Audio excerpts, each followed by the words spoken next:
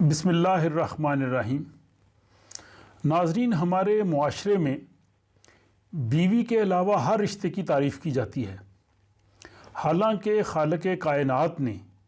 انہیں ایک دوسرے کا جوڑا اور لباس قرار دیا ہے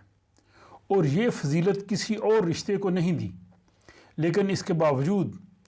ہمارے ہاں والدین، بہن بھائیوں، اولاد، رشتہ داروں، حتیٰ کہ دوستوں کی بھی تعریف کی جاتی ہے، اور جتنی چاہے تعریف کرے، کسی کو کوئی معیوب نہیں لگتا۔ لیکن جو ہی اگر آپ اپنی بیوی کی تعریف میں دو بول بول دیں تو دیکھیں ہمارے گھروں میں آپ کی کیا درگت بنتی ہے اور دوست آپ کے بارے میں کیا کہتے ہیں۔ لیکن اس رزق کے باوجود 2 سال قبل جب میری اہلیہ کا یوم ولادت تھا تو ان کی سالگرہ پہ میں نے ایک کالم لکھا اور مجھے خوشگوار حیرت ہوئی کہ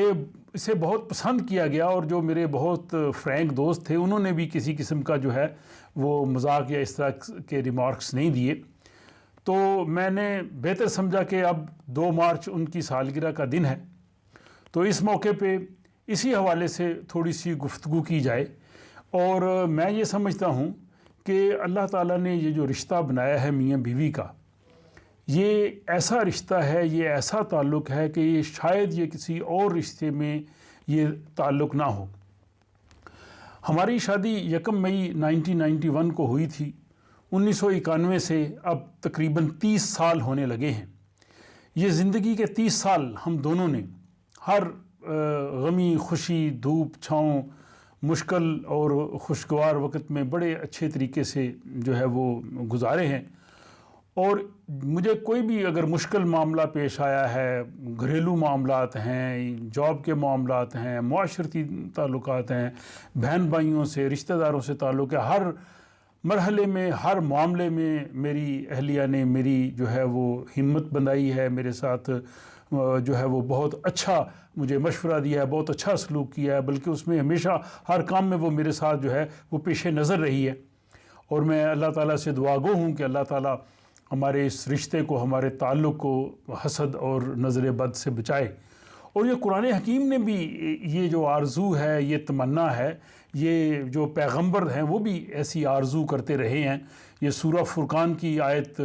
74 میں ہے، ربنا حب لنا من ازواجنا وذریاتنا قرۃ اعین واجعلنا للمتقین اماما، کہ یا اے ہمارے پروردگار، ہماری بیویوں اور ہماری اولاد کی طرف سے ہمیں آنکھوں کی ٹھنڈک عطا فرما اور ہمیں پرہیزگاروں کا جو ہے وہ پیشوا بنا دے۔ تو بیوی اگر دل کا قرار ہے تو خاوند کڑی دھوپ میں ایک شجر سایہ دار ہے۔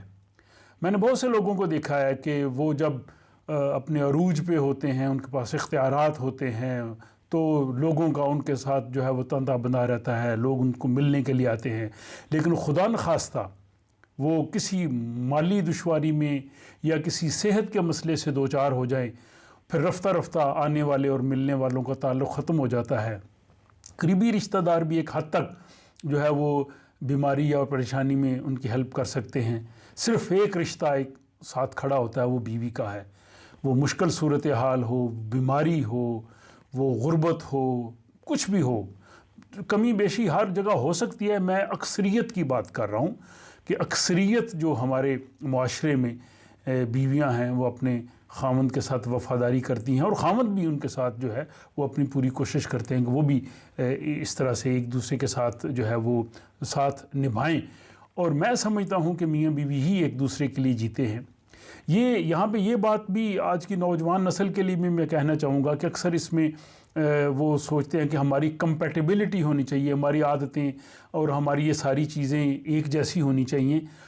عادتوں میں، مشاغل میں، دلچسپیوں میں فرق ہو سکتا ہے اور ہونا بھی چاہیے، اور ہوتا ہے۔ ہمارا دونوں میاں بیوی کی بہت سی ایسی جو دلچسپیاں ہیں وہ مختلف ہیں، اور یہ میں سمجھتا ہوں کہ انسانی خاصہ ہے۔ اور لیکن اس کے باوجود آپ بہت خوشگوار زندگی گزار سکتے ہیں۔ اس کے لیے آپ کو ایک دوسرے سے محبت کرنا بہت ضروری ہے، ایک دوسرے کا احترام کرنا ضروری ہے، ایک دوسرے کی کیئر کرنا بہت ضروری ہے۔ کمپیٹیبلٹی کی تلاش میں لوگ چلتے ہیں، لیکن کمپیٹیبلٹی ہونے کے باوجود جب اگر محبت نہیں ہے، اگر آپس میں ایک دوسرے کے لیے احترام نہیں ہے، اگر ایک دوسرے کے لیے جینے کا جذبہ نہیں ہے، تو وہ جو ایک جیسے جو خیالات ہیں وہ بھی کامیاب نہیں ہوتے۔ تو اس میں یہ سمجھتا ہوں کہ ہمیں ایک دوسرے کی خوبیوں اور خامیوں کے ساتھ قبول کرنا ہوتا ہے۔ ہر انسان میں خامیاں بھی ہوتی ہیں، خوبیاں بھی ہوتی ہیں، لیکن ہمیں جب اس مقدس رشتے میں خدا کے حکم کے تحت ہم بنتے ہیں تو پھر ہم اس رشتے کو رسول اکرم صلی اللہ علیہ وسلم کی جو مقدس ازدواجی زندگی ہے اس سے روشنی لیتے ہیں کہ کس طرح سے انہوں نے اور ان کے جو قریبی صحابہ تھے انہوں نے کس طرح سے یہ وہ زندگی گزاری۔ تو میں یہ سمجھتا ہوں کہ ہمیں اس رشتے کا احساس کرنا چاہیے، اور بیوی ہی زندگی کی بہترین ساتھی ہے، بیوی ہی بہترین دوست ہے، بیوی ہی آپ کے مشکل وقت میں کام آئے گی، اور خاوند بیوی کے لیے اسی طرح ایک جو ہے وہ سہارا ہے، اس کا سمجھیں کہ ہر مشکل میں اس کی اعانت کرنے والا ہے، اس سے محبت کرنے والا ہے، اس کے ساتھ دینے والا ہے۔ تو یہ وہ چیزیں ہیں، یہ جو مقام اللہ تعالیٰ نے اس رشتے کی صورت میں دیا ہے اسے ہمیں فراموش نہیں کرنا چاہیے۔ اور میں سمجھتا ہوں کہ اچھی بیوی گھر کو جنت کا نمونہ بناتی ہے، اور میں اپنی اہلیہ کے لیے جو ہے وہ شکریہ کے الفاظ ادا کروں گا کہ انہوں نے میرے گھر کو جنت کا نمونہ بنایا۔ میرے رشتہ دار، بہن بھائی اور باقی جو سب عیال ہیں ان کے ساتھ جس قدر حسن سلوک کیا، میں سمجھتا ہوں اس کی مثال بہت کم ملتی ہے۔ اگر کبھی زندگی میں کمی بیشی ہو بھی گئی تو اس نے کھلے دل سے اس کو جو ہے وہ درگزر کیا۔ یہ ایک بہت بڑا جو ہے وہ جذبہ ہے گھروں کو ایک ساتھ لے کے چلنے کا۔ تو میں یہ سمجھتا ہوں کہ میاں بیوی کے رشتے میں کوئی بات پوشیدہ نہیں ہونی چاہیے، انہیں ایک دوسرے کے ساتھ جو ہے وہ مخلص ہونا چاہیے، ایک دوسرے کے ساتھ انہیں جو سچ کا سہارا لینا چاہیے، اور دونوں کے درمیان اس قسم کا کوئی خلا نہیں ہونا چاہیے کہ کسی تیسرے آدمی کی ضرورت پڑے۔ یہی ایک خوشگوار جو ہے وہ زندگی اور کامیاب ازدواجی زندگی کا راز ہے۔ اور میں یہ سمجھتا ہوں کہ اپنے 30 سال کے تجربہ سے نوجوانوں کو اور ان لوگوں کو جنہوں نے ابھی اس ازدواجی زندگی کا آغاز کیا ہے یا جو کرنے جا رہے ہیں، ان کو یہی مشورہ دوں گا کہ وہ ان خوبیوں، ان چیزوں کو اگر اپنی زندگی میں رکھیں گے تو ان کی زندگی بہت ہی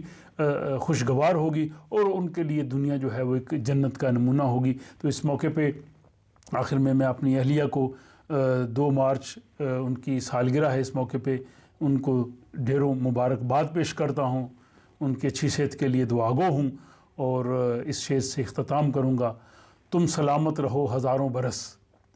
تم سلامت رہو ہزاروں برس، ہر برس کے ہوں دن 50,000۔